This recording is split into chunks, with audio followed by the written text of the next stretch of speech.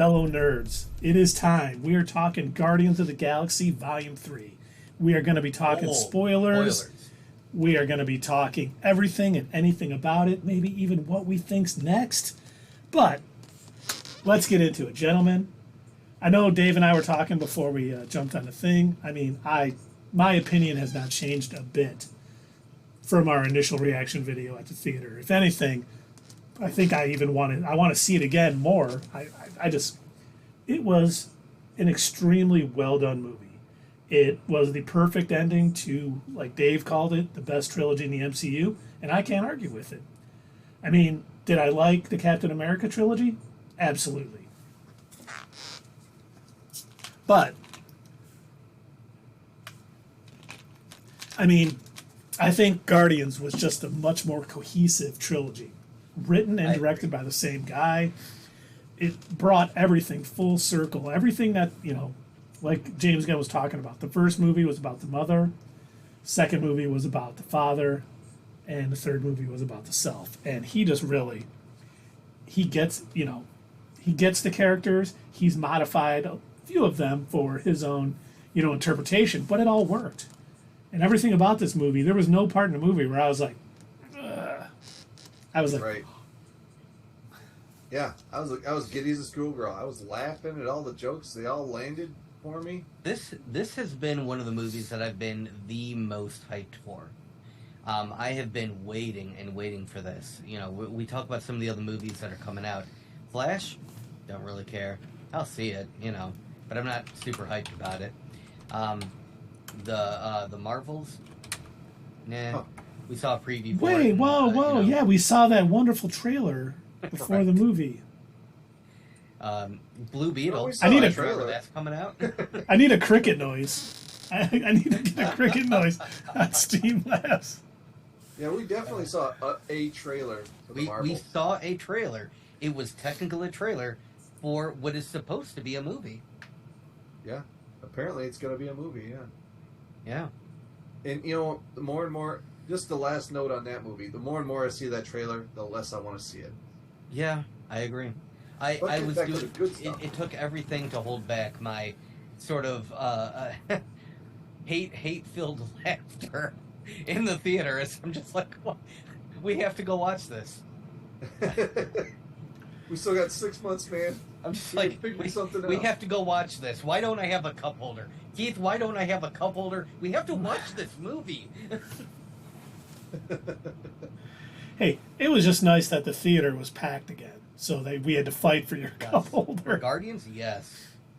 Oh my gosh, yeah. I have really been looking forward to this. It's, I agree with you gentlemen. This is probably one of my favorite trilogy of movies. One of my favorite MCU series within the greater MCU.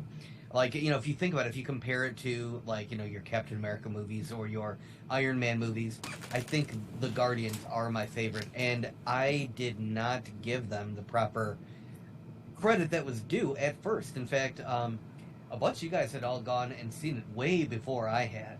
I didn't think anything of it because I had never even heard of the Guardians of the Galaxy. I saw the trailers and I was just like, I don't know. It looks silly. I'm not sure it's even going to be any good, the very first movie. And I remember one of our coworkers at the time, you two remember Paula? Yeah.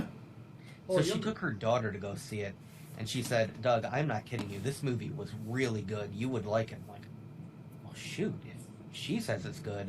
And then our friend Dre was like, nah, it wasn't that good. I'm like, well, then it's got to be great. Because he only likes terrible movies. And yes, Attack on Show. We did figure out the group talk right away. That was so well done. At the end of that movie, too, all of a sudden we now understand what he's saying. I thought that was well placed. I was also curious if they were... You're trying to do Attack on Show. You're trying to get us to skip to the end. We're not going to do it. We're gonna do this right for once, gosh darn it. Yeah, and I didn't say gosh or darn. I am Groot. Yeah, the way this movie started off was a little different. They did show everybody and just to show that where they are, even Kraglin, showing them all, and then boom, action immediately. You know, once they got through seeing everybody. By the way, Radiohead's "Creep" acoustic at that start was tremendous. Perfect. Man, that is just Perfect a for great setting the tone, right? Yeah. And it was, you know, it was different. Again, going what you were saying there, Dave. It was very different from the start of the other movies, where in the first two, we're getting ready to, you know, get into some classic Guardians shenanigans, right? So in the first movie, we've got Peter Quill, and we find out a little bit more about him. He's a Ravager. He's a thief. He's going in to steal something like Indiana Jones, but like not a good guy. And then we've got in the second movie, they're gonna fight off some intergalactic monster. They're not really doing it to like save the day. They're doing it to make a buck. So No, they were doing it to get Nebula. That's true. That is true. For the And those- So they could turn her in to make money. And the Harbulary batteries. No, that's not what I said. Not even close. And the Harbulary batteries, yes.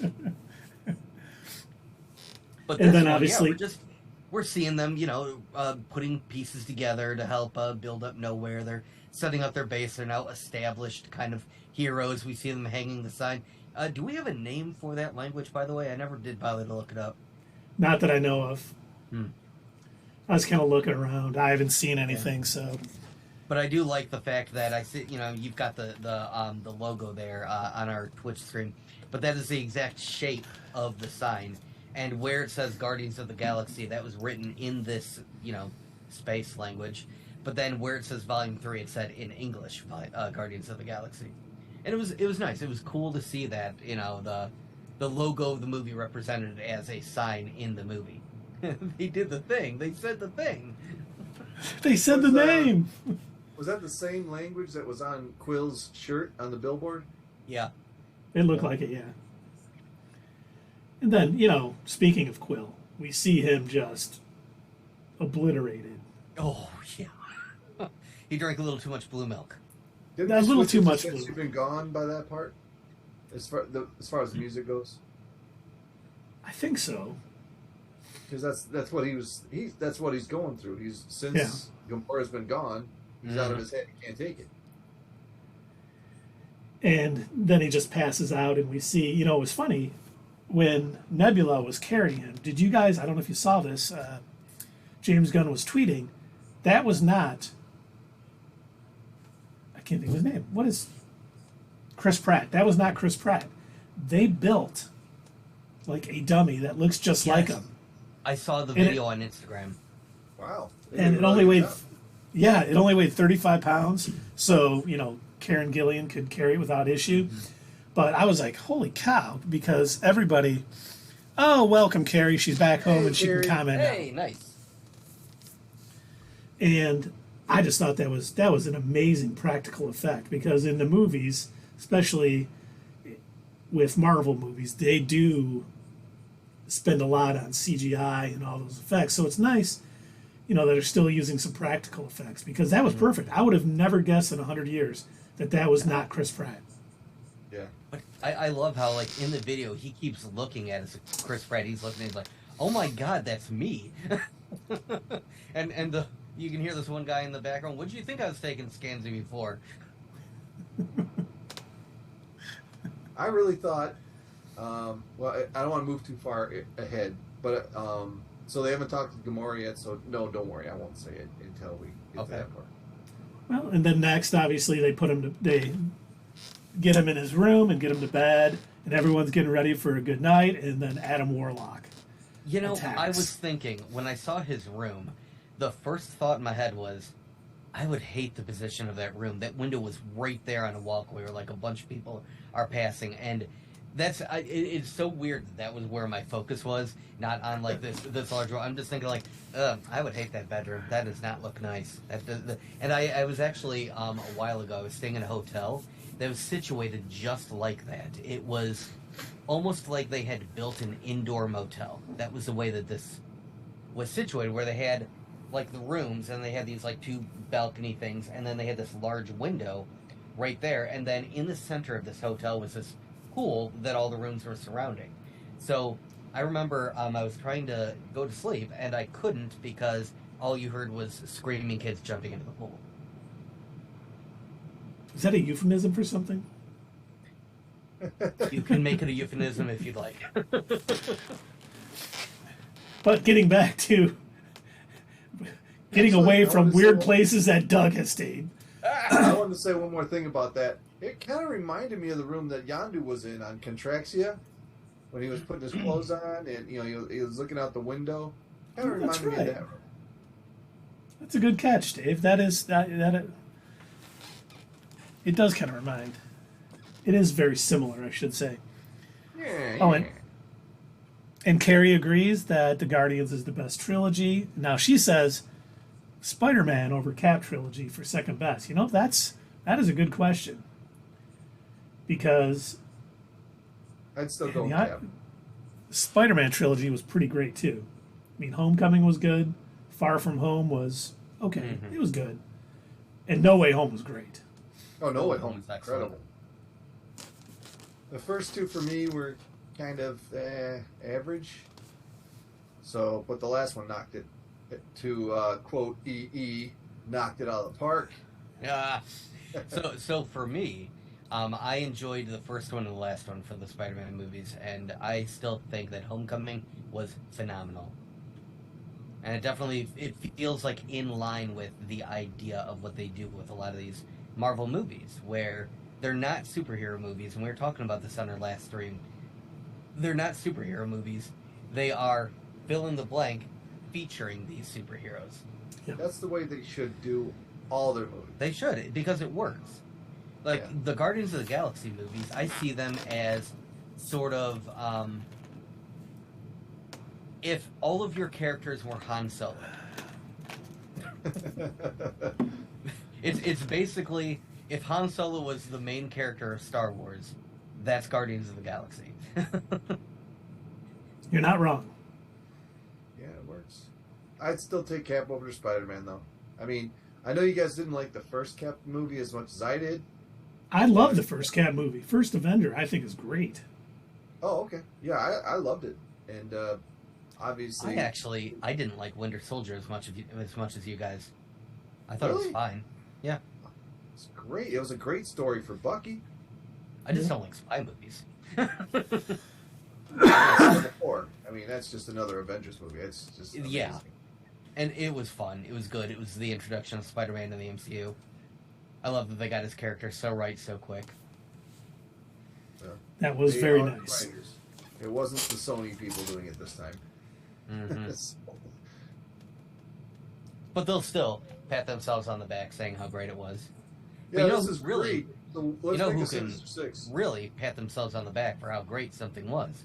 James Gunn with Guardians of the Galaxy Volume 3. That's right. We're not going into tangent time, not yet. We got to reel ourselves in. We got to pump the brakes. That's right. That's right. Dave, can I pay for a license of reel it in real quick? Yeah, just really quick. Okay. Thanks. All right. Anyway, I'm gonna reel this back in. Did I use that right? Yeah. Okay. Actually, you got to pull a little harder. Oh, I got to.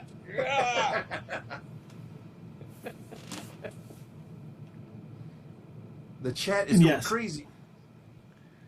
Lucas's bedroom is Captain America themed. Love Steve Rogers, Chris Evans, but I give Tom Holland the edge. See, Chris Evans is a great Cap. He was amazing. Tom Holland is a great Spider-Man. It's really hard to pick between either one. They are. Or if Thunder Walker were here, he would admit that Chris Evans was a far better, Torch. Human Torch than he was Captain America. Okay, my finger's on the button for tangent time. All right, well, let's get back to it. So then Adam Warlock shows up, and he starts beating the hell out of these guys. And I actually thought, man, since we're all prepared for someone to die, the way he was beating these people up, I thought one of them might buy it in the first scene. Mm-hmm. I did too. I was waiting. I was waiting for the whole movie because they had us all convinced. And I'm not just saying all of us and not your status quo, but all of the other folks that kind of do, what we do but worse, like, New Rock Stars and Screen Crush and Screen Rant, just to name a few. They all thought the same thing, that, someone, if not multiple characters, are going to die in this movie. And it was like playing the waiting game of somehow knowing, even though we were wrong, knowing that somebody was going to die and just waiting, like, oh, this is going to be it. This is where they're going to buy. Yeah. Well, it was great too because, you know, Nebula with all of her enhancements that Rocket has given her. And by the way, I love that Rocket and Nebula sort of have this wonderful relationship together. You know, she like defends him, and she's like, you know, he's built me a lot of special stuff, and you know, she like totally blasts Adam Warlock into the wall, and she's probably like, okay, that's taken care of. And then he comes out, and she was like, what? And he takes her down, and he's bashing her, and Groot jumps on him. You know, and then of course Peter's blaming himself when Rocket gets injured because he was, you know, too. I love how powerful Groot is in this movie.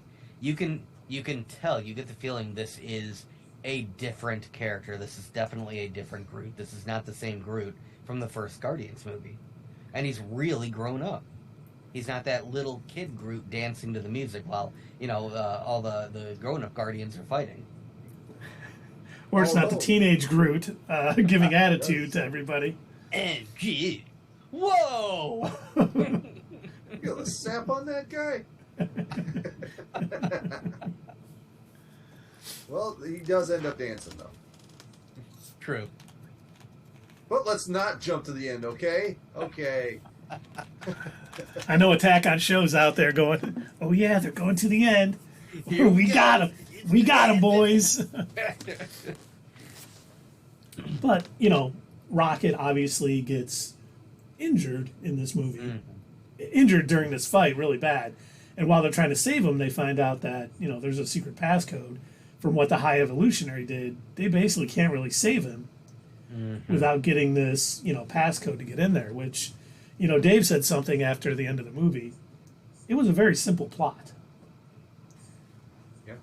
Just executed so extremely well. And, you know, they just added little layers here and there to make it so interesting. And I just think about it, like some of the best movies are like that. You think about, look at Star Wars. If you think about the plot for that, it's not very complicated. But it gripped a whole generation. And if you do it right, simple plots can do that. And this was a very simple plot. He wanted 89P13. He wanted his brain. That was the whole plot. Yeah. The rest was the action that happened to prevent it. Yep. And it worked. And it was normal. It was great too because, you know, he was so frustrated with all of his creations because they couldn't think for themselves. And the one that could, he couldn't understand why it was. And it was driving him, you know. The one thing I will say, the High Evolutionary is probably my favorite villain from the Guardians trilogy. Yes. He didn't have some master plan that he thought he was saving the world. He wanted to change everything, and he was just evil. Yeah. They didn't sugarcoat it. Okay.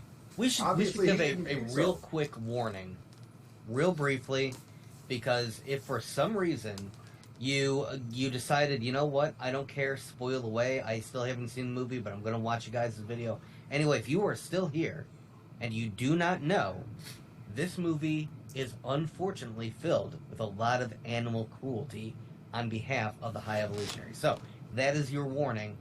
If you are squeamish about that kind of thing, there you go. Heads up. And you know the way he talked to the animals, you know, like Rocket, like Lila, he talked to them like they were regular people, and then he got to the point where he was just like, "Oh, you didn't realize you're not going to the new world?" Yeah. You know, he talked to them like they were beneath him, but he didn't say it.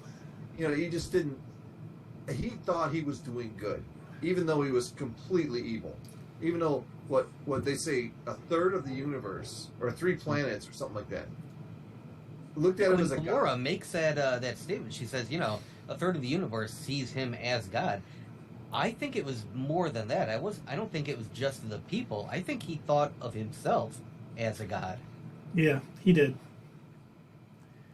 But it was funny too, because did you notice, like, when he was talking to the Sovereign Queen, Aisha, he like stood up on a box so they could be eye to eye, and then like when he was talking to Rocket, he would get on the ground.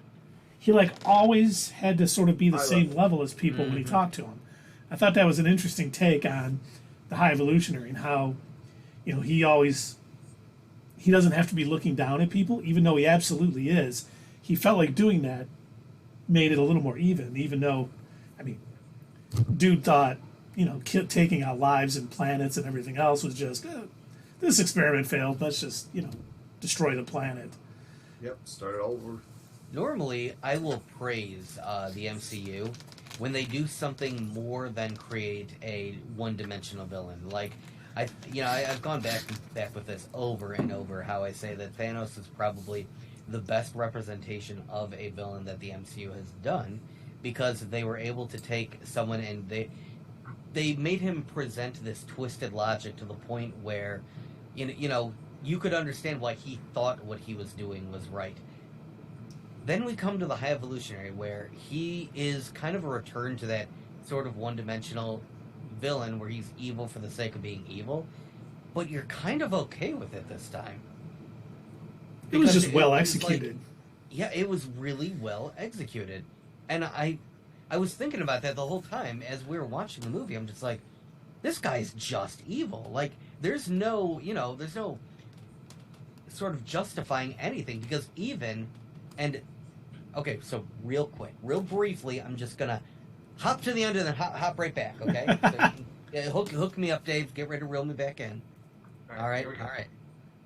Even his own crew is like, dude, you have got to stop. You've got to chill out. Yeah. Okay, reel me back in. Okay, all right, I'm back. All right, yeah, we're back.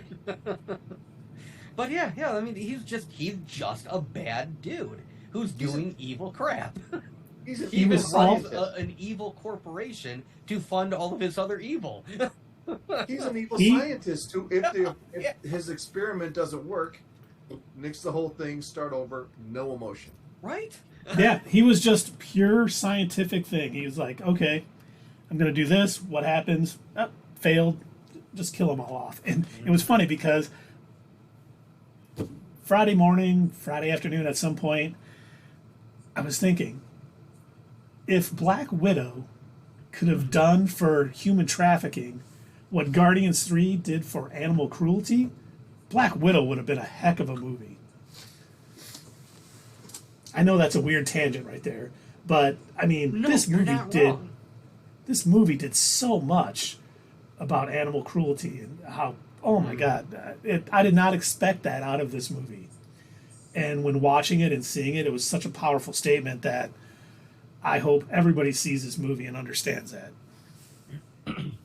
The thing, like, off the plot for a second, but it seemed like James Gunn was able to put all of his friends in this movie and have good roles for them. Yeah. Nathan Fillion was in this one again, but and he was in the first Guardians as a different character, but since he was the character that when they got into the jail, Groot picked him up by the nose, that was Nathan Fillion. So he could be who he was in this movie too, and he was hilarious. Nathan Fillion's always good. Michael Rosenbaum, his wife, and the Crystal Hardcore from Peacemaker. I don't know. I forget her real name. Jennifer Holland, I think. Yeah. She's in it, and she had a bunch of lines actually. Yeah. And just so you know, there was a cameo by another one of James Gunn's friends, Pete Davidson. Played one of the High Evolutionary's guards. I didn't see him either. I saw it on Twitter. Huh. I was like, I'm going to have to watch it again. So when I see it again, I'm going to have to look out for it. But I guess Pete Davidson cameoed in it also. One of his buddies from the Suicide Squad. Yeah, I like it. And I didn't know that him and James Gunn are friends, so neat. Yeah, I didn't either. I knew him and Rosenbaum were friends. Mm-hmm.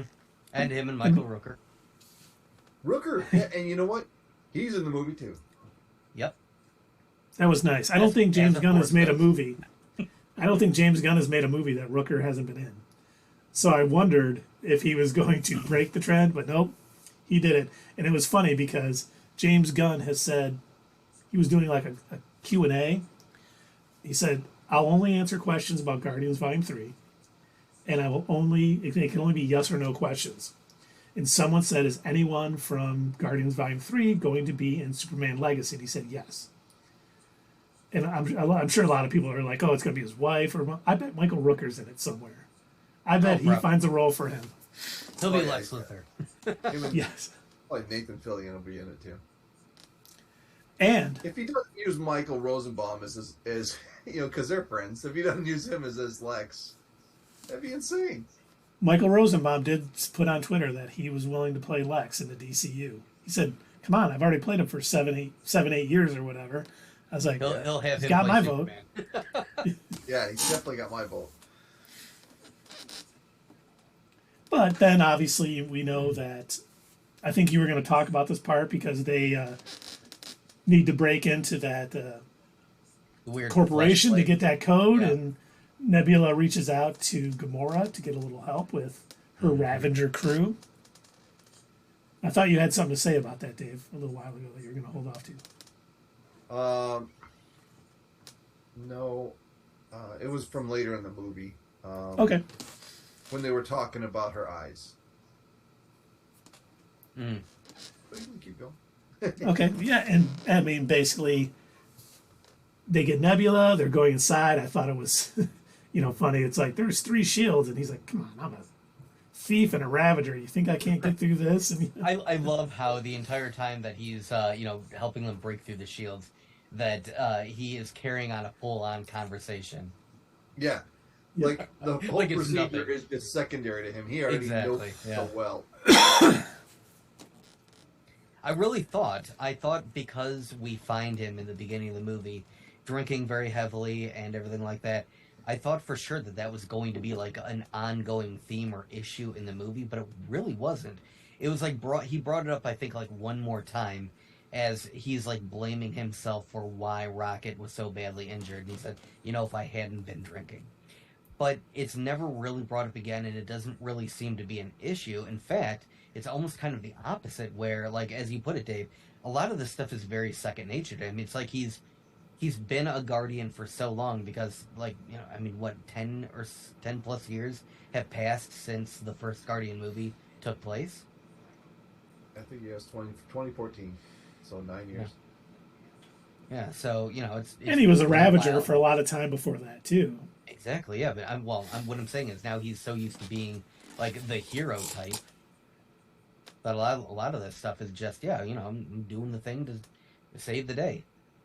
Hey, by the way, anybody want Zarg nuts? Sorry, they're all gone. Sorry, they're all gone. I just see a bag of floating Zarg nuts. I don't understand what. Maybe I wanted a Zarg nut.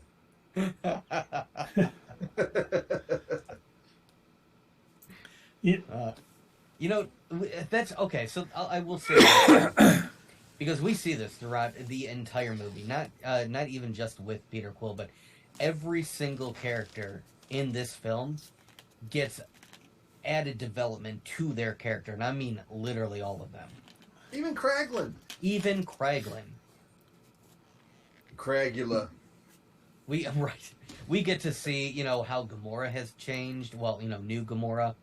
Which, we'll talk about when we get towards the end. We get to see how Nebula has definitely changed. How she's went from, as Tony Stark called her, the Blue Meanie to, actually being a Guardian. But she's still kind of mean. She's kind of mean to Mantis, and she's mean to Drax. But we see that evolve through the movie, too. We see the relationship change, especially as But it's more like a familial meanness. No, true. But at one point, it kind of... Mantis was very upset about it, and they kind of had words. And then it kind of changed after that a little bit, too. Like, Nebula didn't know when to stop. Like, she just thinks that's part of her banter. Yeah, she's introduced as Thanos' daughter in the first Guardians movie. And, she went... That's a big change from that movie to this movie. Oh, yeah. And she's calling him Star-Lord like that. And he's like, she only calls me Star-Lord when she's angry at me. Right. It's like they're already having their own little squabbles. And that's what I was going to say. If they would have went that way and they would have got together, that would have seemed natural. Just, he pulled the sister switch. Yeah. Not by choice, of course. Yeah. And even Carrie says, I thought they were going to put them together. Yeah, I think a lot of us did. Especially when we all saw that preview that Dave was going to talk about, because they showed it in one of the trailers, and I laughed so hard. But yeah, Dave, you want to go ahead and talk about that? Yeah, that's all I was gonna say. Is that like when he said that, when he said like, "Oh, your eyes are," I just think he picked a good set, a good set of eyes. I thought, all right, that's the beginning of it. They're in the elevator, and it's just now that they realize that they're actually looking at each other like that, it might go somewhere. But it just didn't. It was more like a sister thing, like with Mantis. Thanos tore me apart, and he replaced my biological pieces with these. He picked out a good set. I was tortured for years. We'll get to your Star-Lord comment here in a second too, Carrie. We're trying to stay with the movie instead of jumping straight to the end. Stop tempting us, demons. Speaking of tempting, I think, once they get into the building first, when Mantis puts the suits in that thing and then they see him floating out in space. Okay, that was another time when Gamora was unnecessarily mean to her. Or not Gamora, when Nebula was unnecessarily mean to her. I love it when he's talking to Gamora with the. You're talking about that part of the movie, right? When they're in the, and he hits the blue button to talk to her, and it talks to her. Oh no, that was before that. Yeah. Oh Lord, we just thought it would stop. It was so painful. Oh, yeah. Why didn't you guys say anything? And it's the moments like that James Gunn knows how to write, because some movies will try and do that and it doesn't work, but whenever James Gunn does it, it seems to fit. That's because I think James Gunn, he's not afraid to allow a movie to not be taken too seriously. Like, he can do serious stuff in the movies, like he can have Star-Lord give an impassioned speech, but then it's going to be interrupted by, we all heard you, like, flailing at trying to profess your love. And that is so perfect, and that is like unique in all three of these movies. In this entire trilogy, it's always like you can have that sprinkling of seriousness, but it's surrounded by just normal, everyday, the comedy of life in a way. I'll give you another example. Endgame. No, I mean Infinity War. She's having this serious conversation. Kill me if Thanos gets to me. And then next thing you know, Drax is there like, I've mastered standing still so you can't even see me. Right. It's a very serious moment. And we've got Drax being Drax. Yeah. He just does it seamlessly.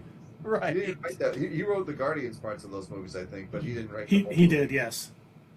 Yeah, the one thing that he said that he wasn't involved in, that he did not want to happen, was he said he actually didn't think that Peter should have flipped out and starting beating on Thanos. I'm glad they made that happen anyway. I think that's good character development for him. I mean, I know a lot of people were mad, but at the end of the day, Thanos needed to win in that movie. Yeah. Because everybody needed to feel that loss. And so I'm actually glad. I'm actually glad that happened. He mentioned it in this movie. He says, he got my girl and he killed her, and I flipped out and almost killed the whole galaxy. Yeah, he said, so he mentioned it in this movie. I thought that was like a little jab at the people who were mad at him. Possibly. Because he's just an actor, he didn't write the part. Right. Yeah. Yeah. People treating him like he's the actual Peter Quill that actually let Thanos win. What? Well, Chris Pratt just gets a lot of hate online for whatever reason. Chris Pratt. Yeah, just because he gets all the roles. Because not only was he Mario and he's Peter Quill, he's also the thing in the Transformers movie. He's in the Transformers in the Beast. movie? Yeah, he's the voice of the Unicron or whatever that big thing is. No kidding, I did not know that. Yep. Wow. So he's everywhere and everything. He's in the Jurassic World movies. Which I haven't seen any of those. No, it's okay, neither have I. You haven't seen any of the Jurassic World movies? Nope. No, I saw the original Jurassic Park, and then the rest, I figured I've already seen it. They're doing the same stuff over and over. Yeah, how many times are you going to let dinosaurs escape to eat people? Right. as many times as people keep showing up and paying. The truth. Exactly. Exactly. But back to Guardians Volume 3. You know, we have this whole the whole Peter Quill trying to use his charm on Ratcatcher 2. An Ura.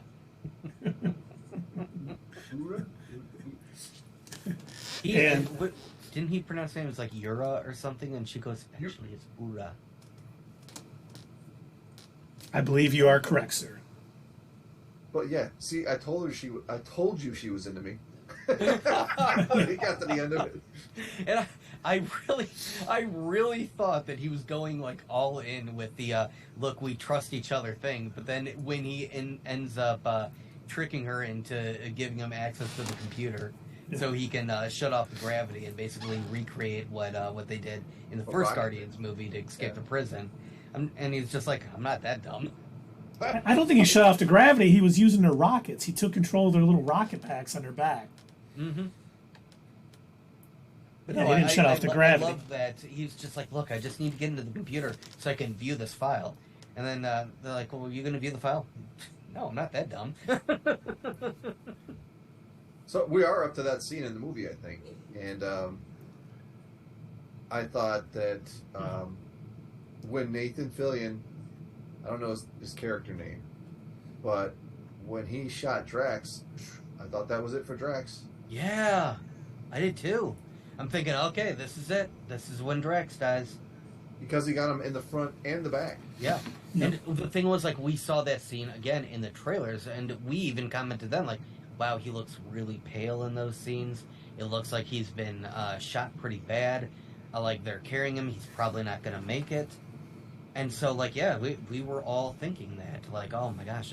But we also thought at the same time that this took place, you know, that those scenes took place later on in the movie than they actually did. Like, we were thinking the whole Counter-Earth stuff took place before that. Yeah. Yeah, it's hard to put together where things happen by watching a trailer. Yeah. I'm glad, though. I'm glad that the trailers don't necessarily give away the entire plot, like, you know, at least in this case it didn't seem to. This is not a Zack Snyder movie. You don't get the whole plot in the trailer. You don't get the whole movie in the trailer. Mm-hmm. And you don't get the same song in every trailer. Yeah. Oh my gosh, I love how they did the songs in this too. I love how it's become incorporated as like just a thing that the Guardians do. That this is, you know, you've got Rocket playing with the Zune in the beginning of the movie, and they broadcast the music to all of nowhere. Yeah. And then they play it on the ship. It's like it's a part of their DNA basically as a team. That it's all about this music. And you know what? The songs this time weren't only from the 70s. They had them all the way up until the 90s, I think. Maybe even a 2000 song was in there. Mm-hmm. Yeah, I think Space Hog was the double aught.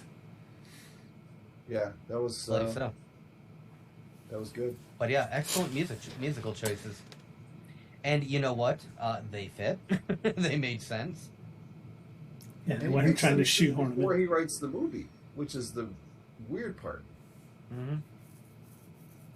Well, we talked about this back when we were, in the several times where we've talked about where the original Suicide Squad tried its hardest to copy off of the success of Guardians of the Galaxy.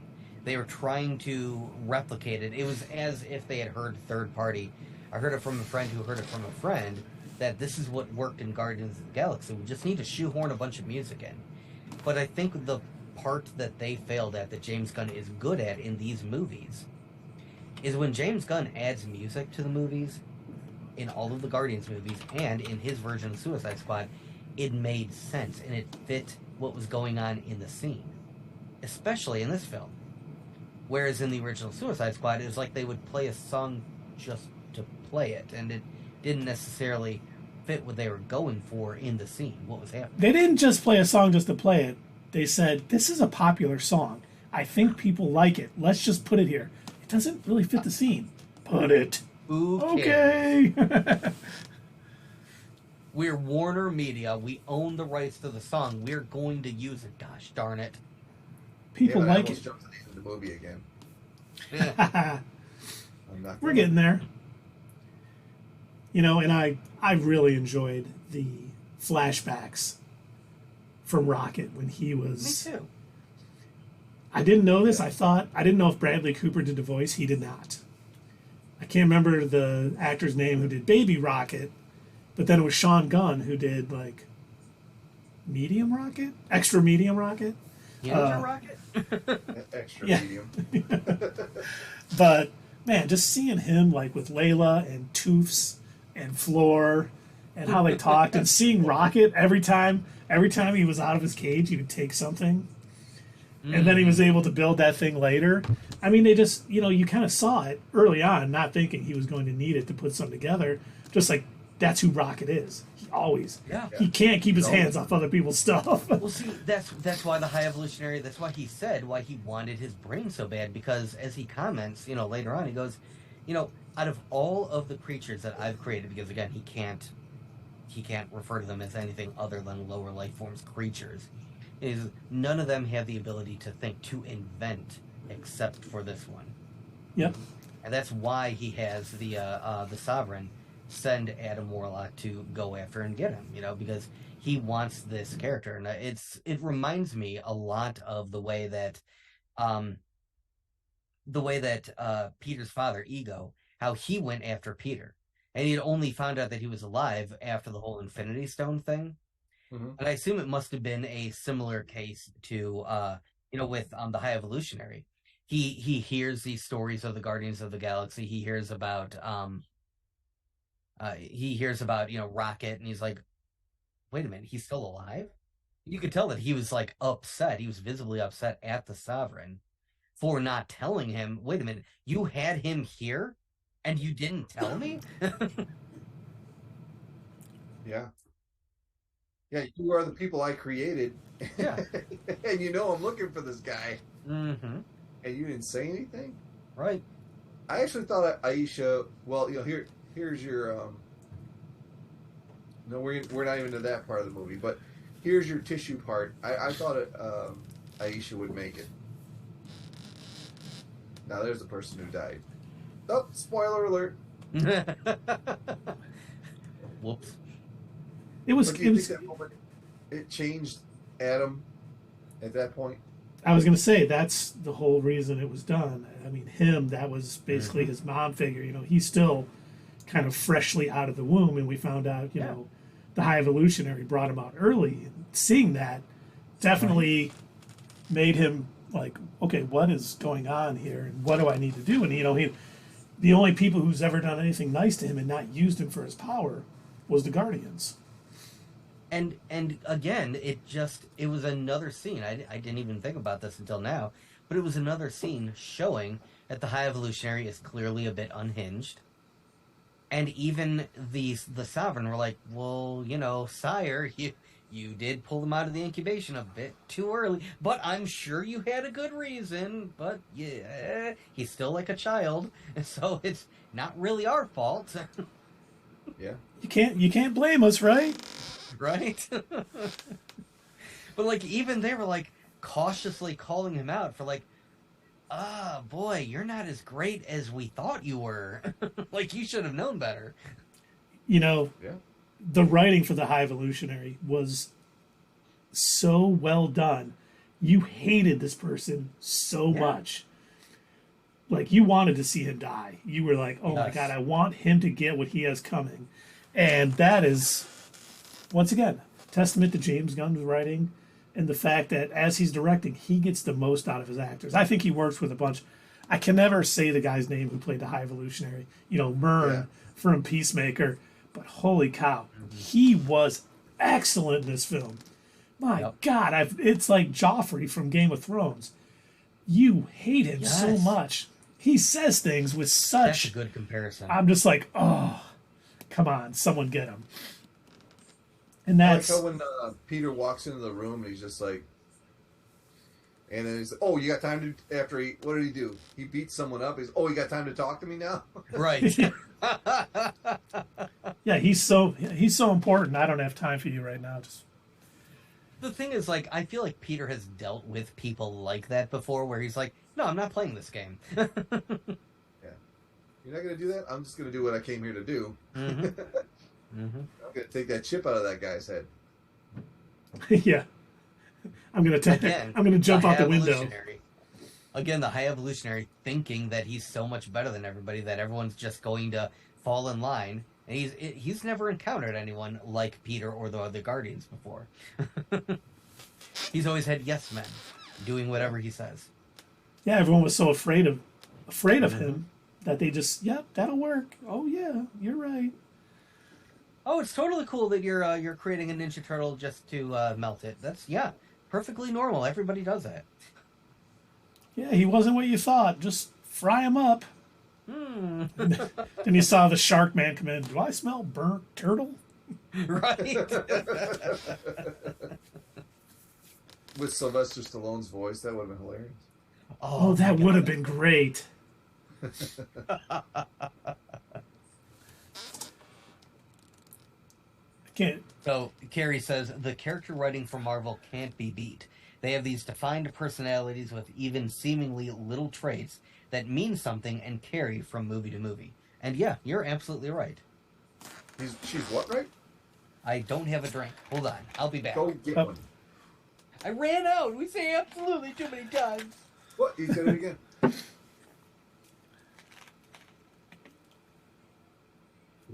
Hey, Doug. Hey, where'd Keith go? He had to go do something too, so I was just sitting here rambling. Oh. Oh, yeah, there we go. Carrie says, yeah, that's true. I was talking about, I jumped to the end of the movie. And the reason that... David! I know, it's so shocking. The reason that Quill almost dies in this movie is because he goes to get the Zune for Rocket. And nobody calls him an imbecile in this movie for doing that. You imbecile. Like when he went back for his Walkman, yeah. Yeah, you're an imbecile. Clearly, he is a great man among many. What object, good sir, did you go back to retrieve? I went to go get my Walkman. You imbecile. You're an imbecile. It was good. I was going to watch all three plus Infinity War and Endgame leading up to it, but all I got to do was watch the first one again before we watched because my time was so taken up. I watched the first two and then that was it. It'd be cool if we could have went to the theater and watched all three. That would have been nice. I don't know if they do that anymore though. The AMC 20 was. Oh yeah, we don't go to AMC. Oh God. We have rules against that. Yeah. Thought since he was part of Ego, he'd survive longer in place, but maybe that was longer than human. Oh no, we were actually discussing this. Yeah, we were. He doesn't have any of Ego's powers anymore. So while he is half celestial by blood, he does not have any of Ego's powers. He's actually he mentioned that in I think the holiday special even. I think Ego mentioned it when he was turning him into a Ego did tell battery. him too in number 2. He said, if I'm destroyed, you will lose access to the light and you'll be nothing. You'll be a regular human again. And Peter was just like, yeah, that's fine. I'm okay with that. Well, what's wrong with that? Yeah. Yeah, so, I guess I'm not too... But here's the thing. Okay, so I guess since we've already jumped to the end anyway, I will say that when he did go back for the Zune, I thought for like the briefest of seconds, this is it. This is how Peter dies. Until his face bloated all goofy like. I'm like, no, never mind. This won't be it. Because there is no way in hell that is how James Gunn would end that character. He would not let that happen. You know what else I was thinking? And that was our review for Guardians of the Galaxy Volume 3. Anyway, I knew you'd do that to Keith. I was thinking, like, all right, why doesn't he just press the button and put on his mask? Because, like, you know, his mask got destroyed in part 2. Yep. wouldn't he have gotten a new one by now? Maybe. Well, he did have a new one in. He got to unmute. Yeah, he did have a new one in Infinity War, which took place after Volume 2. So why? Okay, then why didn't he use it when he was out in space? That I don't know. Maybe he didn't have it. Maybe he forgot to take it with him. I don't know. I thought that was kind of weird myself. And obviously, yes, great way to make Adam a Guardian was saving Peter like that. Mm-hmm. Which I think at that point I was like, okay, I don't think Peter's going to die here, and the only one who could save him was Adam Warlock. So that's what I was just saying. I said that I thought for the briefest of seconds that he was going to die, up until his face all got all bloaty and weird like, and I'm just like, oh no, okay, never mind. And Groot, telling him that everyone deserves a second chance. That's like a theme for these movies too, because everybody has. Yeah, that's all the characters. Yeah. Peter, who was a thieving Ravager, he got a second chance to actually be a hero. Gamora, who was only known as a daughter of Thanos, got a second chance. Same with Nebula. Drax, who was simply known as Drax the Destroyer, actually also got a second chance to be more than that. Mm-hmm. Rocket, him and jumped Groot to the were end the again. bounty hunters. Yeah, and now let's not jump too far. That would be past the end. I'm gonna let Keith take the. Oh yeah, no, we won't jump to that far yet. Actually, we should. So Keith, in case you're wondering, we both stepped away, and so Dave jumped to the end. I did. I went straight to the reason. I said the reason that Peter almost died at the end because he was he was getting the Zune back for Rocket. Yep. Which, and nobody called him an imbecile this time. Mm-hmm. It's about time. They finally understand. Well, they probably thought it. We're like, we're not going to change him. He's always going to go back for his music playing device. The music is so important. And like I said before, when they play this music throughout the movie because it's become part of their DNA as a team. Like, it's the thing that holds them all together to the point where, you even hear the High Evolutionary mention it. He even says, there was something that I truly appreciated about the music and the art of Earth. And that is why I recreated it here on Counter Earth. I like how they make fun of it. They're like, Counter Earth. I love that whole scene with Rocket. Oh, not Rocket, but Drax lying down. Yes. On the couch. But it's oblong. What else would it be for? Also, one of the other things that I kept picking up on, and I never really, I didn't think to ask you two what you thought, but I noticed that all of the creatures that the High Evolution, they all have their own unique language, and they're translating devices that I think I remember them saying in one of the movies that they've got like these translators in their ears or something. But they weren't working, and I assume it's because none of them had any of these languages built in. So, like, when they were talking to the Animen on Counter Earth, they didn't know what any of them were saying. Yeah, that's what Mantis said something, like she didn't know the language. Yeah. Yeah. And the same thing, like, with the silver-haired kids, like, only, Drax was the only one who was able to understand them, which, did he explain how? He never did. I just love the fact that he's taught, and she goes, Nebula's like, Drax, why didn't you tell us you could speak their language? Why didn't you ask? And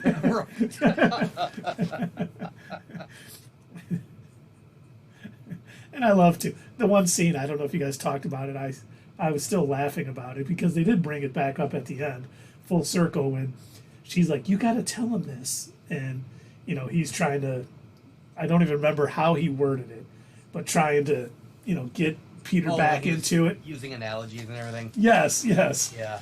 Oh, yeah.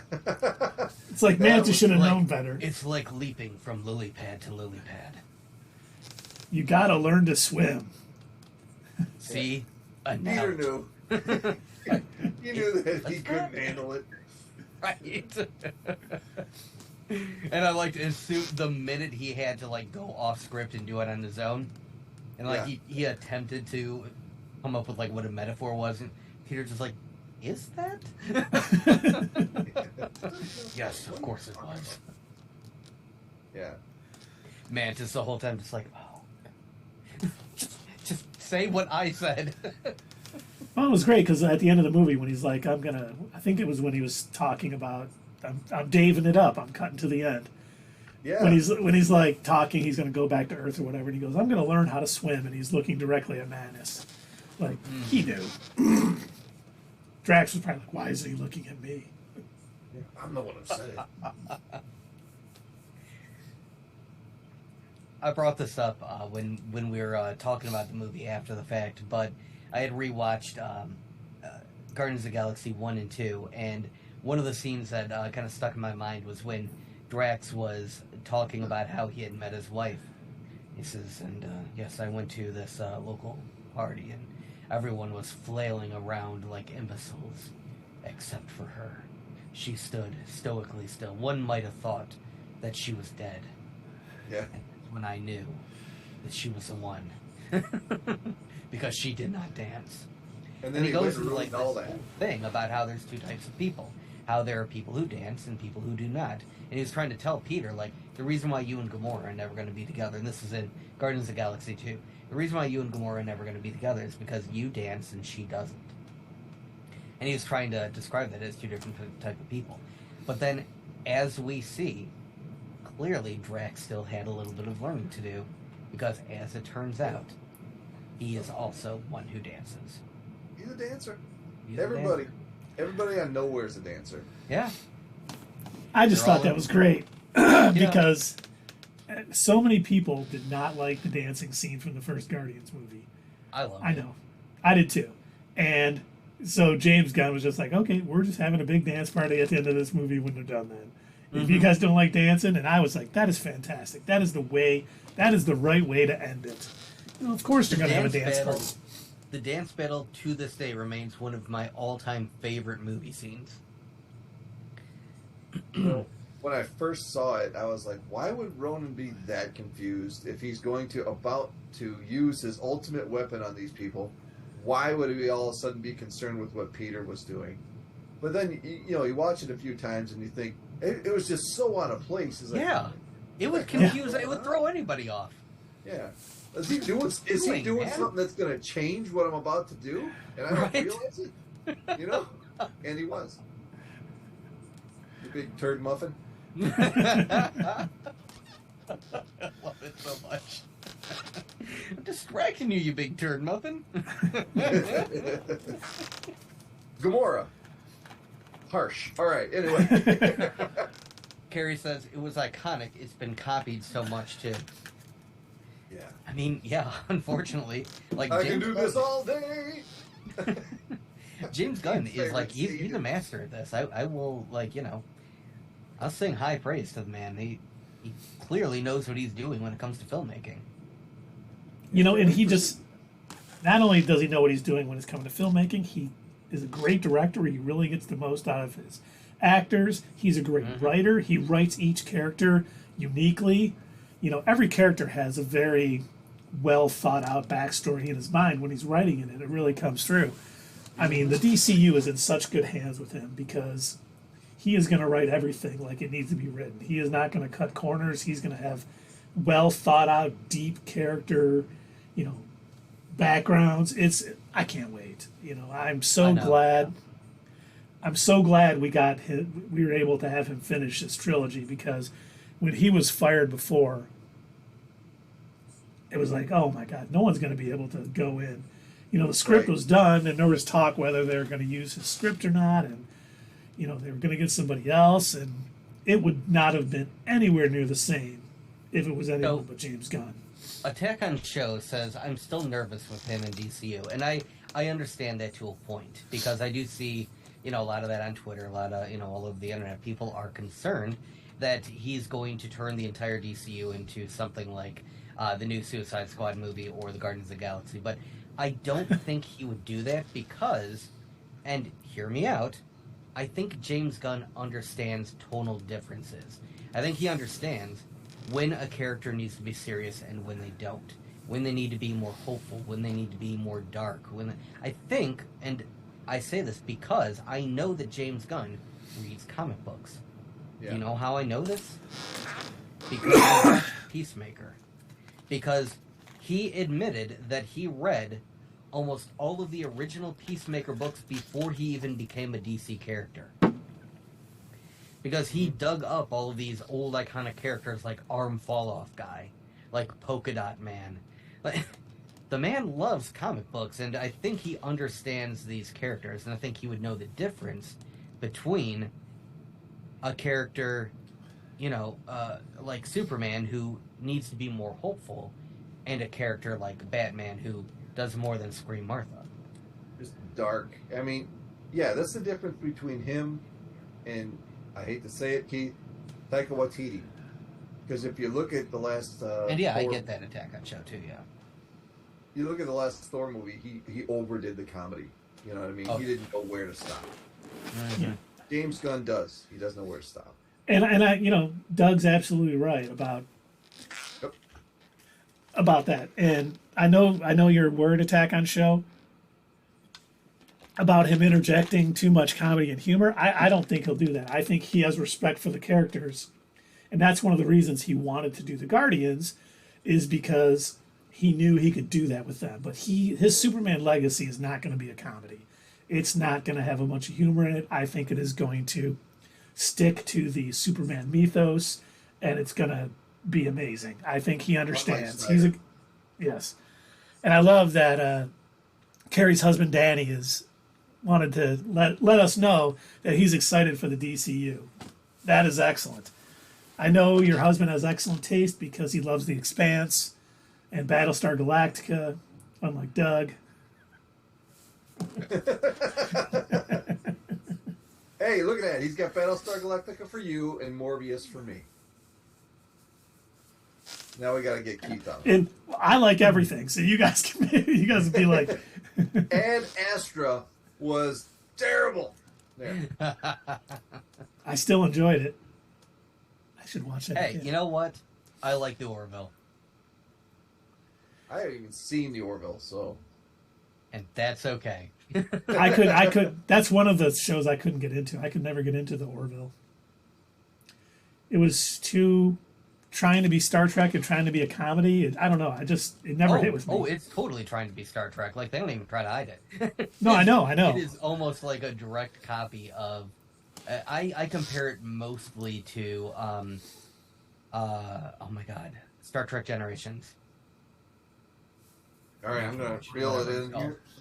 I'm going to pull it in, and we're back to Guardians. Okay. Thank you. Well, before we get back to Guardians, Uh-oh. Attack on Show said more worried about how it'll translate for Batman. He's talked about the Batman and Robin, the Brave and the Bold movie, is going to be based off, I believe, Grant Morrison's run on Batman and Robin, which was an absolutely tremendous run. So I'm not worried about Batman at all, because if anything, he'll have someone else write it, or he knows enough about it that he'll get it right. I don't think that'll be a problem. I think he knows each character. Like we always talk about, one of the huge things, a Spider-Man movie is going to be, one of the things that Peter Parker is. He's kind of a wisecracking kid. Like he cracks jokes because he's nervous. Mm-hmm. He's in these, where Daredevil, that's such a dark, themed show. He's not cracking jokes when he's fighting. And I think James Gunn understands that difference. He's not going to have, Superman be too dark, and he's not going to have Batman be too, comedy driven. He gets the characters, and he's going to get it right. Now I say that because I'm very hopeful, but I trust James Gunn with these characters. Because like Doug said, he's read so many comics. He is a comic book fan first and foremost. So he's going to want to stick to what makes the character work and what's worked for the 80 years they've been around. So he's not going to screw that up. I mean, look at he's the opposite of Zack Snyder, and all the Snyder bots out there are going to get mad at me. But it's just like Snyder wanted everything dark. Superman can't be dark. That's not what his thing is. It's never been what his thing is. And see, that's what I was never says, hey, don't save a bus full of kids because they're going to see you. Jonathan Kent would never say that. No. That's just stupid. That's what I was getting at when I said that I get that James Gunn reads comics. I think Zack Snyder read a comic. Yeah. He read a Superman comic. He watched an episode of Smallville. He read like 2 Batman comics, maybe. But I think that's about it. He read the one... I think what he did, and I remember I had watched a video. You guys should check it out. It was from... Oh, shoot. Who? Oh, my God. I cannot think of the guy's name now. Cosmonaut Variety Hour. Cosmonaut Variety Hour. He did a video talking about Batman v Superman. And he was kind of breaking down basically what he thinks must have happened. And he said, I thought long and hard about this. He says, because I did notice there were certain scenes that did look like they were pulled directly from the pages of a comic book. He says, but then I went ahead and I Googled, most popular Batman comic, most popular Superman comic. And he said, and those were the scenes that he chose. He's not reading comic books. He's not into comic books. He, did a Google search and read a Wikipedia page on what the most popular comic was for those individual characters. And that's why it felt like he didn't understand the tone or get the characters. Yeah. Doug, I think you're wrong. He read enough and he was like, listen, their moms have the same name. The writing possibilities here. This is going to be so good. No, he stopped. They're both named Martha. Oh my God. Hold on. I got to jot down some notes on a tablet. Yeah. He totally misunderstood the Jonathan Kent character, which... Oh, yeah. If you watch Smallville, you got to hit the button key. They nailed that character for 5 years before he died. I mean, they nailed it. He was I wanted Jonathan Kent to be my dad. My dad's awesome dad. That's not what I'm saying. I'm saying that that Jonathan Kent was an awesome father. Who else could have raised Clark Kent to not kill, to be so morally grounded to every human? You know what I mean? Mm-hmm. No one else could have done that. Somebody like Lionel Luthor would have taken advantage of him somehow. Jonathan Kent was a perfect father. He wouldn't tell him not to save a bus full of kids for his own, for the benefit of staying anonymous. That's just terrible writing. So bringing it back to James Gunn for a moment to kind of wrap it all together with. Also, another reason why I think he will understand both Batman and Superman is I know that he was a producer on Brightburn. I don't know how much more he was. I don't know how involved he was in the writing or anything like that. His brothers wrote it. I know that his brothers wrote it, yeah, but I don't know how involved he was in that part of it. But if you've seen Brightburn, it is basically a what if Superman was evil? What if he wasn't raised right? What if his parents kind of dropped the ball and didn't really, show him the danger of, using his powers incorrectly? What if they had let him kind of go wild and let his anger, let his jealousy get the better of him and then use his powers for bad? Mm-hmm. And I think that's at the core of Superman's character, that any director, any writer, any producer that's going to work on a Superman movie, that they need to understand is that because of the way that he was raised, Superman was always a human first. And he didn't consider himself an alien. If you watched my favorite show, Smallville, they explain that in the show that, Jonathan Kent was actually chosen ahead of time by Jor-El, who had traveled to Earth in the 60s, and he was there and he met Jonathan Kent's father, and he decided that's the family I want my when it came down to it, he said that's the family I want my son to go to because those people are awesome. So it wasn't that Earth was just the target, but that specific family. Yeah, that's how they explained it on the show.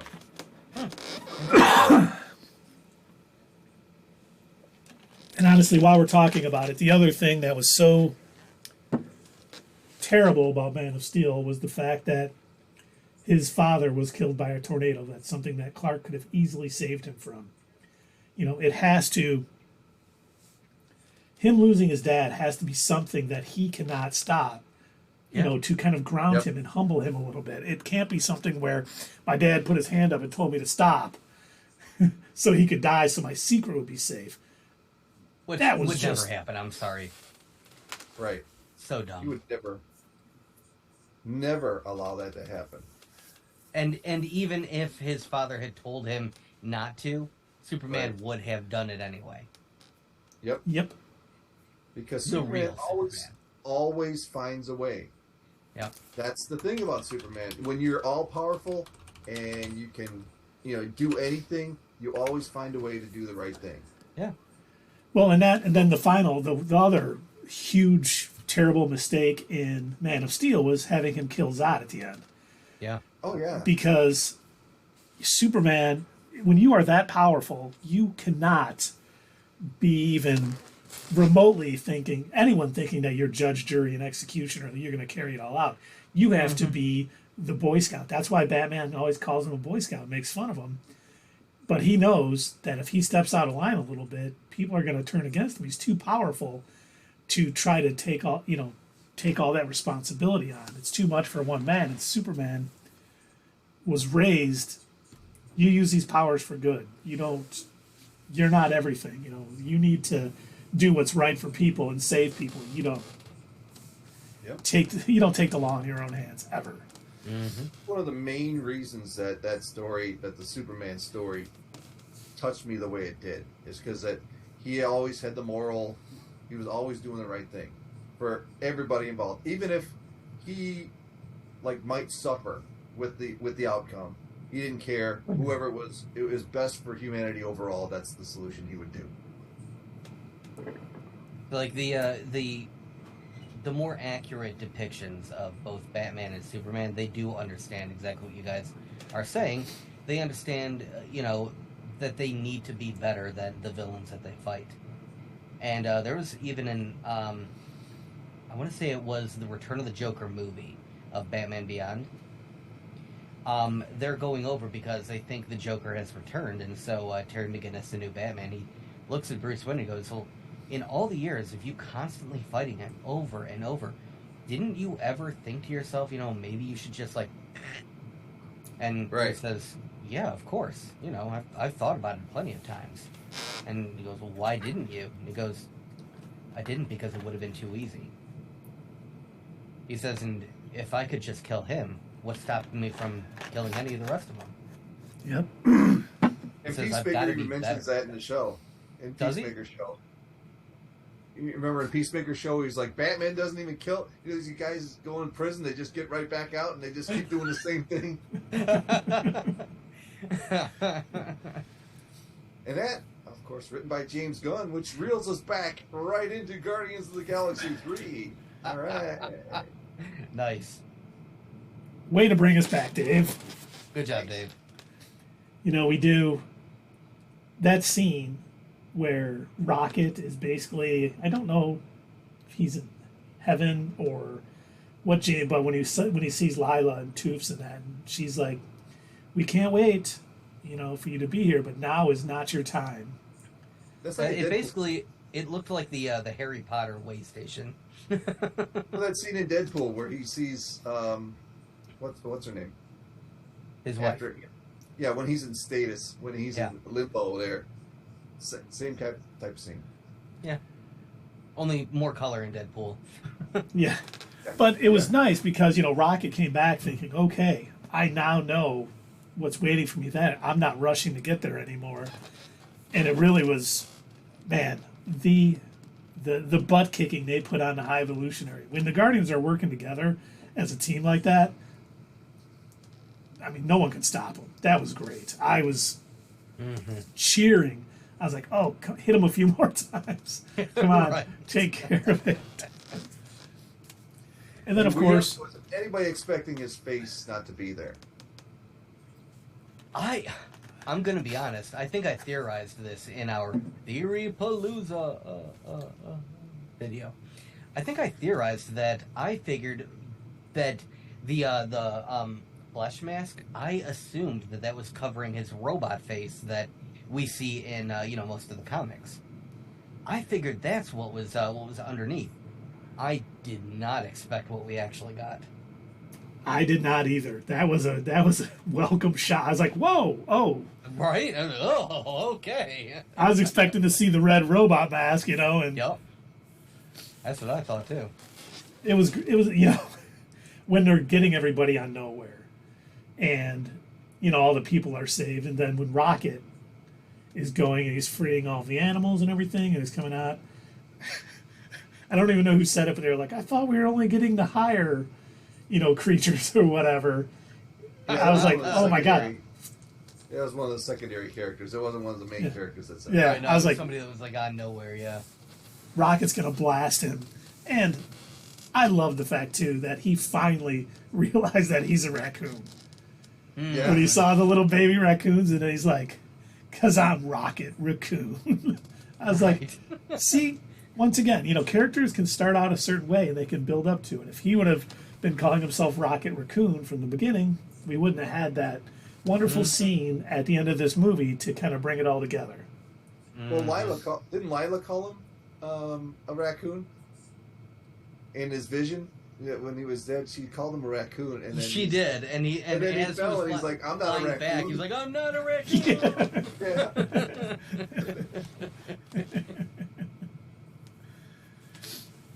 But now he finally sees it. Then we got, the two wonderful post-credit scene. The first is obviously the new Guardians team with Rocket, Adam Warlock, Colossal Groot, Nebula, Faye Lavelle, who, for those of you that don't know who that is actually Captain Marvel's... Oh, that's right, Nebula wasn't there. You're right. But Faye Lavelle is Captain Marvel's daughter, Janice Vell's sister. So I don't know, she's went by Quasar and I think Martyr and Captain Marvel. So we need a few more Captain Marvels Photon, in the MCU. Lightstreak, Starblaze, I don't know, just whatever. Call her something. There's like 80 different names for the different Captain Marvel characters, I'm sure. Static Shock. Yeah, sure. But she is extremely powerful too, so it'll be interesting to see when we see this team again. Because I do hope we get another Guardians movie. I know James Gunn won't be doing it. He's obviously, the head of DCU with Peter Safran, but they just need to get somebody who can do a good job because we need to see these characters again. I know we probably won't see them. He said that he looks forward to somebody else taking on the reins, so long as they don't try to copy what he's done. Yeah. Oh, yeah, okay, now we're at the end of the movie. So, at the end of the movie, it says, the legendary Star-Lord will return. It doesn't mention any of the rest of it. See, you know how I took that? How'd you take it? Because he was no longer part of the Guardians. So the legendary Star-Lord will return to the Guardians. At some point. Say that a little bit louder. I'm sorry, what? The legendary Star-Lord will return to the Guardians. Like, they're not just saying he'll return in the MCU, but he is going to return to that team.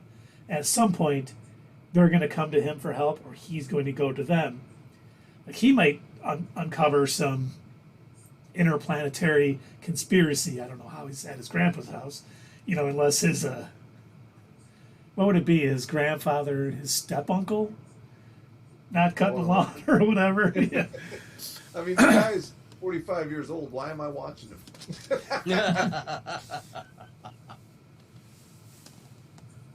I kind of assumed, so the way that I took it, I figured that opened him up to be kind of his own character and maybe appear alongside other, Earth-based MCU characters. And that may be where we see him next. We do have... Well, we probably won't see him in Secret Invasion. He could pop up in Captain America, New World Order, Captain America, World War Hulks, whatever that movie is going to end up being called. But yeah, he could pop into a Spider-Man movie. He could pop in really anywhere. If he's Earth-based, I don't... Probably not a Blade movie, I don't think. Well, speaking of that, you heard that got put on hold again, right? What got put on? Yeah, because of the Blade. writer's strike. Yep. Yeah. Yep. But I'm hoping that would be hilarious. What if, like, Blade he's in the darkness of night and he's hunting for a vampire, and he just happens to be in Star-Lord's neighborhood, and Star-Lord comes up and says, "What are we doing?" Ah, God, who the hell are you? Star-Lord. Star-Lord, man. Come on. Famous galactic outlaw. Oh, it's not. It's okay. He's got a code name. I was talking to Sierra, who's maybe still watching, about because I was telling her who was in this movie. Like I was like, if you've been in a Guardians movie before, you're in this Guardians movie now. And she says, "Oh yeah, what about the Narian Day?" Oh, you're right. He's not. Was he decimated with the rest of the people on Xandar? Ooh. I don't know. Probably. We've seen the Collector. He made it off. But I don't know how many others. The Collector was on Nowhere. Huh? Yeah, the Collector was on Nowhere. No, I mean, I'm sorry, not the Collector. The who is the dude that they say he's got the best eyebrows in the game? Oh yeah, he was there. He was on Nowhere. Yeah. The guy who contracted Peter to get the orb, Infinity Stone. Yeah. God, what was his name? I don't even know if they had a name for him. He's just the guy who ran the pawn shop. Right, but he was originally on Xandar. Yeah. And they didn't show him in part 2, but he definitely was there in part. He was there in this movie. He was playing cards with the Duck, Howard the Duck. Yeah. With the bad dog. Yeah, and Carrie says, I also think Rocket... Good dog. Carrie says, I also think Rocket being so brilliant leaves more to be explored. Like, how does he compare to Smart Hulk? I think there's a lot they could do with, Rocket and his ability to invent and do things. I mean, they've hinted at it in this trilogy quite a bit with, the thing he built to shoot, to blow up Ronin's, I almost said Thanos, Ronin's hammer to get the Infinity Stone unlodged, and, even as a kid, making that little thing to break out all the locks. So I do think there's a lot that can be done with Rocket and his character. That's why I hope, this isn't over. During the Twitter Q&A that James Gunn had, someone asked him, and once again he said, you can ask me anything about Guardians. They can only be yes or no answers, because I don't think he wanted to elaborate too much. But he said, have you talked to, Kevin Feige and the people at Marvel Studios about the future of the Guardians? And he said yes. So I think he has at least, either they've bounced the ideas off him, or he said, this could be a way you could go, or here's something I was thinking of, because the villain in this movie almost wasn't high evolutionary. It was almost a nihilist. Okay. James Gunn had said he was thinking about using it, but he said the high evolution, it just made more sense for being the one that built Rocket. Because a nihilist in the comics has never been anyone who's, built anything or made anything. He just destroys. He's from the negative zone. Right. So he made the right decision. But I think that him saying that makes me think that they're talking about an annihilation wave with the nihilists. And that's where we may see the Guardians come back. And that may be them reaching out to, going to Earth to get Star-Lord to help, because they're definitely going to need his help when this hits. They're going to need everybody's help. Well, that makes me wonder, I wasn't happy about it at first when the news broke that Disney had fired James Gunn. I was like, oh man, I understand why they made the decision at the time, because they're like, oh yeah, this doesn't reflect good on our company. A lot of people are throwing a big fit. I still think it was the wrong move. But at the same time, now that you mentioned what his original thoughts were for Guardians 3, I don't think we would have gotten as good of a film that we got this time around, exploring Rocket's character so in depth, if they would have kept James Gunn on. I'm betting we would have gotten a wholly different movie. I'm betting that it would have been just, another Guardians movie. Here's the big threat. We're going after a nihilist. Oh, if they wouldn't have kept him on. Yeah, if they no, I'm saying if they would have kept him, and he would have made Guardians 3 earlier, like was originally planned, instead of it coming out in the year of our Lord 2023, long after when he was probably originally going to make it. The only reason I don't think that's right is because he said they used his original script for this movie. They tweaked it a little bit based on some of the things that's happened between the times, but he said it's basically the script he turned in before he was fired. Oh, okay. I remember walking out of the theater. I don't know what movie it was, but I remember Keith asking me, who do you think they're going to get to do the new Guardians movie? And I looked him straight in the eye. I just said, James Gunn. This was before they, before they decided to bring him back. And I only said that because who else could do it? No one else could do it. No one could do it right. For a while, I thought Taika Waititi, but after seeing Thor: Love and Thunder, I no longer. I am glad that he that would have been rough. Yeah.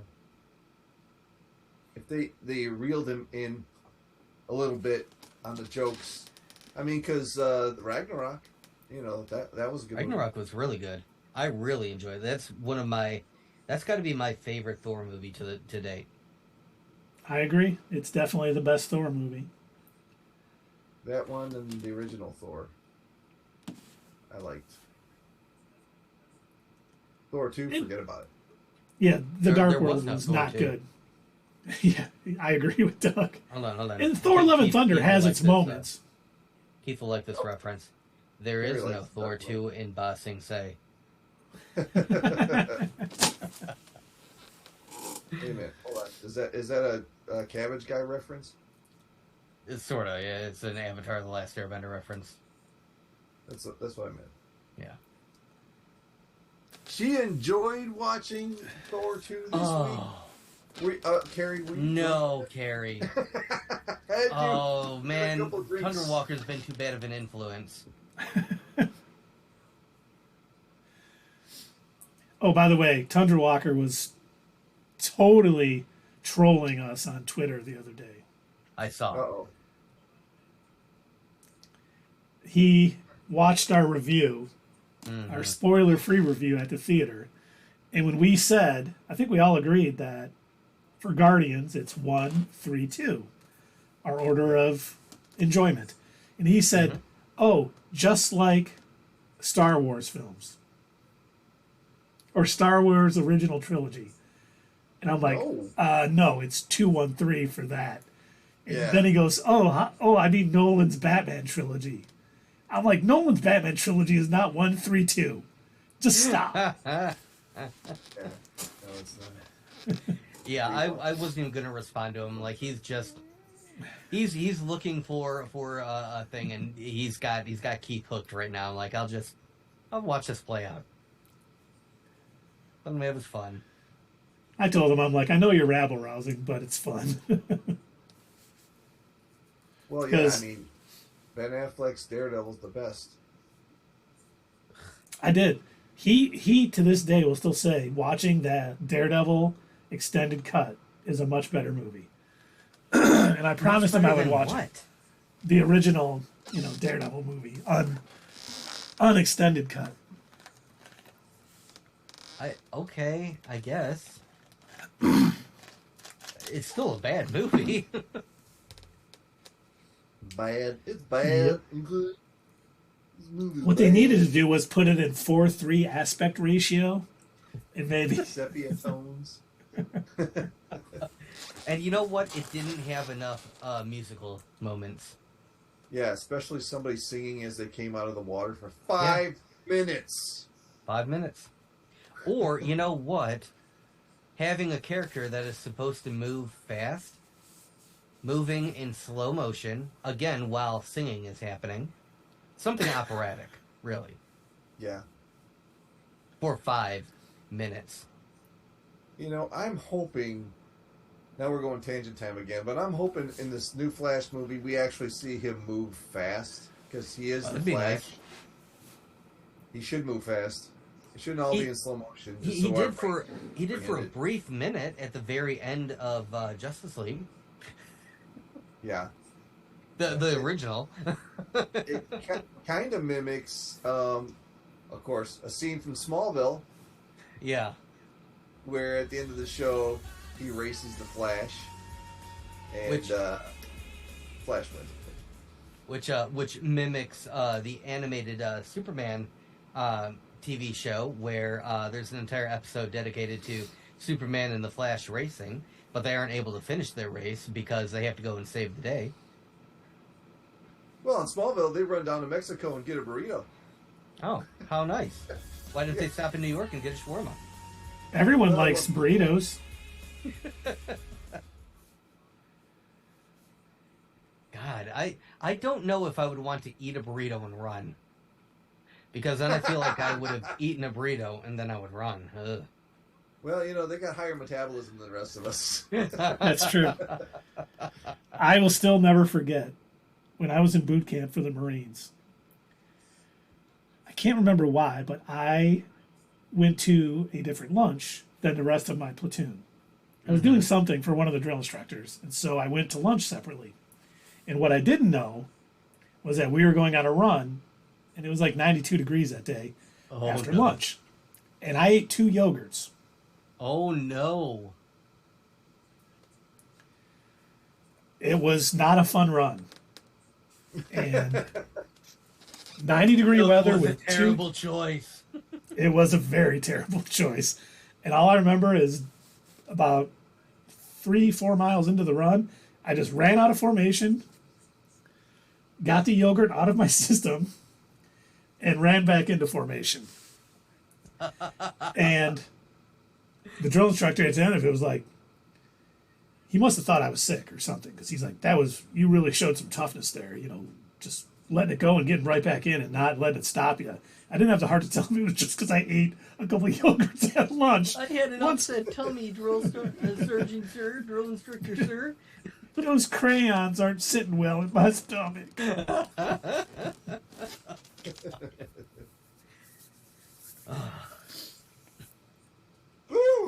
But should we do another rating for the Guardians? I know we did one at the theater. I don't know if anyone's opinion has changed. I think we should.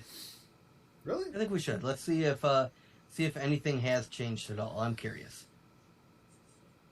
Dave, why don't you get us started? I'm going to stick with my original rating of 8.5. I still want to see it again. It might go up after I see it again. I didn't have time this weekend, but I'm going to definitely make sure and make it again. If I notice some more little jokes or little references that he has that James Gunn probably threw in the movie that I missed, it'll probably go up. I can't see it going down though. What do you think, Doug? Well, for me, I am going to bring it up. So originally I said 7.5, and I am going to bring it up to an 8, only because I've kind of sat on it a bit more. And while I don't agree with the thought process that this is the greatest MCU movie ever, I don't. I think it is a good MCU movie. I think it's very good. I think it's the best that we've gotten this year. Actually, I think it's the best MCU movie that we've gotten in the past couple of years. Yes, not including Spider-Man No Way Home. Right. So if you exclude that, it was a very good movie, but it wasn't the greatest in the world. But it was very good for what it was, and it was a wonderful way to end this trilogy. So yeah, I think after thinking about it a little bit more and talking about it in a lot more detail with you gentlemen, I'm willing to bring my rating up to an 8, but I don't think past that. Because again, comparing it to like all of the other MCU movies that we've seen, like trying to compare it against No Way Home or Endgame or Infinity War, it's a little tough to do that. Before you say yours, Keith, I would say that the reason mine is so low at 8.5 is that because it's over. And I'm disappointed in that. I knew it was going to be over, but I don't want it. So maybe that's just me being bitter. A bitter old man. Yes, I am. See, it's really not that low, though. Yeah, 8.5 isn't low. 8.5 on the Doug scale is still really good. I even think I gave it a 9.2 at the theater, and I'm even raising it to a 9.5 because the more I think about it, it really was just such a tremendous trilogy. I mean, things that happened throughout the whole trilogy was just interwoven throughout it all. And I just think the characters came so far along through all these movies as you rewatch them. You know, Doug, I know you watched 1 and 2 again recently leading up to this. And it just, he had it exactly mapped out how he kind of wanted this all to go. And it all made sense. Things he did in the first movie, weren't changed by things later on. And, we got Ronan in the first movie, who was a good villain, obviously working for Thanos. We got Ego in the second movie, who was a good villain. But then we got the High Evolutionary in the third movie, who I think is a great villain. Knocked it out of the park, as Dave put it. The only person to ever say that. David, he coined that term. Nobody else. Knocked it out of the park. Yeah. And, I wanted to see it again this weekend, and obviously my family has had influenza B, so we haven't been able to go. But I can't wait to see it again because I enjoyed every minute of this movie. Everything. Is that what you were sneezing in the theater? No, I'm fine. I haven't caught anything. I've been the one taking care of everybody. So you're allergic to me. That's what it was. It is, yes. I'm allergic to anyone who didn't give Guardians over an 8.1. That's why I sat 2 people down, Doug, because I didn't want to get the sneakers either. And Carrie gave it an 11 out of 10, which I totally understand. Okay. I really think this is going to be one of those movies, and only time will tell, but I think it's going to be one of those movies that 10, 12 years down the road, I'm still going to love watching it and seeing it. Guardians Volume 2 popped up on TV last night after all the sickos in my house went to bed. I was kind of flipping through the channel, and Volume 2 was on, and I'm like, oh, I'm definitely watching this again. And so, one of the things that I noticed, and I was trying to see if they did it in theaters, but I don't think they do, at least not for the IMAX version. What they do in Guardians 1 and Guardians 2 is whenever a musical number begins playing, James Gunn would expand the screen size. So normally when you're watching the movie, it's still got like the telltale letterbox, the black bars at the top and the bottom. But as soon as a music starts playing from either one of the cassette tapes or from the Zune, the black bars move away and the movie takes up the entire screen. And I was looking to see if they did that in the theater, but I didn't notice any change in the aspect ratio. And again, I don't know if that's because this was in IMAX. So I cannot wait for this to be on Blu-ray or on Disney Plus so I can look to see if he did the same thing. Carrie made a good point here, too. She said they gave everyone, audience included, closure. Mm-hmm. And I don't know if you guys talked about this. Doug made such a good point when we were talking, not on video after the movie, but it was so great that past Gamora, while she did not end up with Peter and the Guardians, but she still found this found family in the other Ravagers. And that, I didn't expect that. So it was nice that even though it didn't end up how I thought it was going to end up, she still kind of had that happy ending. And she got... I was very happy for her. I was so happy to see that because I'm like, oh... So she's just been, she basically made them her new family, and she feels the same way about them that that the original Gamora, the our Gamora, felt about the Guardians. And it was nice to see that she wasn't just an employee of these Ravagers. They considered her like family. And that was really nice to see. Did you notice how they mentioned that all of Thanos' rest of his army died except for her, but they didn't explain it at the same time why she made it? He said he just glossed over it in that story in the elevator. I don't understand magic cliffs. Right. I'm not an infinity scientist. You'd think she would have died with everyone else who died, but no, she didn't. And that's where they left it. They didn't explain anymore. he was a stand-in for us. Yep. So I'm sure Yes. that there were other people that were asking the same thing after the end of Endgame, like, well, how did Gamora live? Right. But it's cool because they acknowledged it, but they're saying, yeah, we're not going to explain it. That's the best you're getting. None of us are infinity scientists. Right. Right. And most of the time that bothers us, but the way they did it, it didn't bother us. No. And I love Nebula. It's like, well, you left out a lot of important details, but I suggested it. Like, Yeah. she was even like, yeah, and basically that's it. And you're right, Carrie. That Gamora did give a nod to that old relationship, which I think will help. Yeah, definitely help Peter. You know, especially when he gets called back to the Guardians for Annihilation Wave, and his grandpa will be, "Don't go, Peter. You don't need to save the universe." And she said we would have had a lot of fun together.